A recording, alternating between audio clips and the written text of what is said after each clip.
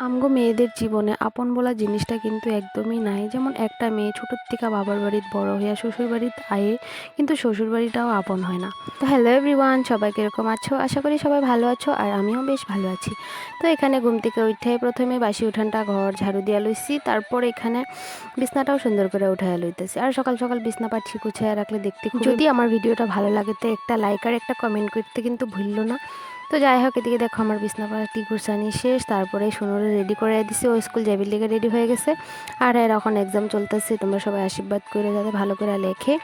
তারপর আয়া পড়লাম সোফাগুলো সুন্দর করে ঘর দুয়ার পাই পরিষ্কার করে রাখলে দেখতে খুবই ভালো লাগে। তো তার লেগে আমি রোজ বাসি কামের লগে ঘর দুয়ার পুরো পরিষ্কার করে রাখা দিই।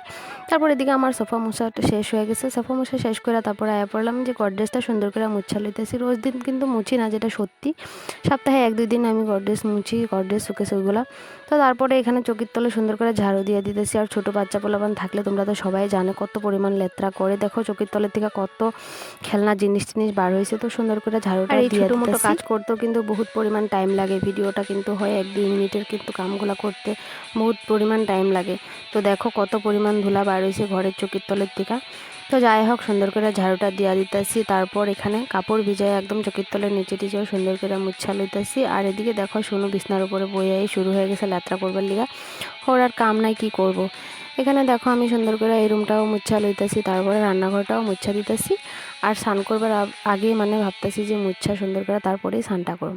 তারপরে এখানে আয়া বাসি বাসন আসলো, ওই বাসনগুলো কালকে রাত্রে আর ধোয়া হয় নাই। তারপরে এখানে বাসনগুলো ধুইয়া এখানে দেখো বস্তা একটা বিছায়া মানে রোদের শুকাইতে দিতেছি। যেহেতু যে বাসন রাখাই ওটা পুরো মামরে ধরে লেছে, তার লেগে শুকাইয়া রাখা দিতেছি। আর এদিকে স্নান টান কইরা সুন্দর করে আয়া পড়লাম, মুখে অল্প ক্রিম মাখাইয়া লইতেছি। আর আজকে ঠাকুর পূজা যেহেতু দিমু না, তো তার লেগে আর 2-3 দিন পরে দিমু। তো যাই হোক, এখানে আমি চুলটাও সুন্দর করে আঁচড়াইয়া তারপরে জামুগা রান্নার ঘরে। আর আজকে রান্না করুম দুপুরে এখানে ডাইল বহাইয়া দিছি, আর সিম দিয়া আলু দিয়া শুটকি মাছ দিয়ে শুকনা করে বানামো, আর মাছের মাথা মাছ দিয়া মানে ভাঙ্গা চূড়া চাটনি একটা বানামো। আজকের দুপুরের খাওয়া সিম্পল এটাই। সবসময় তো মানুষের ঘরে মাছ মাংস থাকে না, তাই না? তো যাই হোক, এদিকে দেখো আমার ডালটা সুন্দর করে ফুটতে গেছে। তারপরে তেলে জিরা দিছি। আজকে মসুর ডালে পেঁয়াজও দেওয়া যায়, কিন্তু আজকে পেঁয়াজটা দিলাম না, জিরা দিয়েই ডালটা নামায়া লইলাম। তারপর এখানে সিম আলু শুটকি দিয়া রান্নাটা বহাইয়া দিছি, একদম শুকনা শুকনা করে বানাইতেছি। আর খাইতে কিন্তু খুবই টেস্টি হয় এরকম করে রান্না করলে। মাছ খাইতে ভালো পাও নিশ্চয় কমেন্ট করে জানাও। তারপরে শুটকি তরকারিগুলো নামায়া এখানে মাছের মাথা দিয়া মাছ দিয়া টমেটো দিয়া মানে চাটনি একটা বানাইতেছি, ওইটাই বহাইয়া দিলাম।